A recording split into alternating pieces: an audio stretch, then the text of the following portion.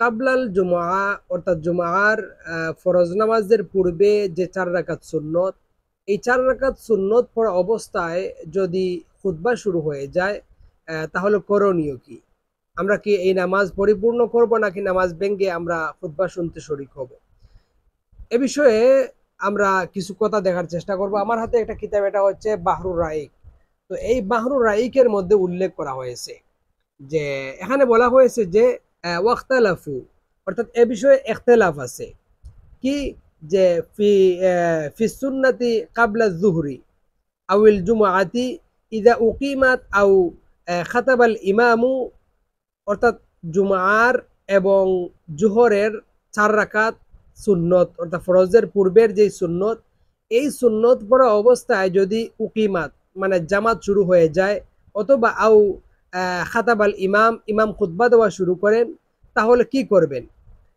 সহিহু এ বিষয়ে সহি হচ্ছে, সহি মত হচ্ছে যে আন্নাহু নিশ্চয় সে ইউতিমুহা আরবাআন, সে এই ৪ রাকাত পূর্ণ করবে। অর্থাৎ আপনি জোহরের অথবা জুমার ৪ রাকাত সুন্নত পড়া শুরু করেছেন, ওই অবস্থার মধ্যে জামাত শুরু হয়ে গেছে অথবা ইমাম জুমার খুতবা দেওয়া শুরু করেছেন, তখন আপনি যেই কাজটা করবেন সেটা হচ্ছে আপনি এই ৪ রাকাত নামাজ পূর্ণ করবেন, পূর্ণ করে আপনি জামাতে অথবা খুতবা শুনতে আপনি শরিক হবেন। এটাই হচ্ছে সহিমত, যেটা ফতোয়া শামীর মধ্যে রাজেহ কৌল হিসেবে এটাকে উল্লেখ করা হয়েছে। তবে ইমাম আবু ইউসুফ রাহিমাহুল্লাহ তিনি বলেছেন যে ২ রাকাত পূর্ণ করে আপনি সালাম ফিরিয়ে নেবেন। কিন্তু সহি মত অথবা এখানে সহি উল্লেখ করা হয়েছে, পাশাপাশি এই ফতোয়া শামীর মধ্যে উল্লেখ করা হয়েছে যে রাজেহ কৌল হচ্ছে যে ৪ রাকাত পূর্ণ করব, পূর্ণ করে আমরা খুতবা শুনতে শরিক হব। সুতরাং এই বিষয়টা আমরা একটু ফলো করার চেষ্টা করব, যারা জানি না এটা আমরা জেনে রাখবো।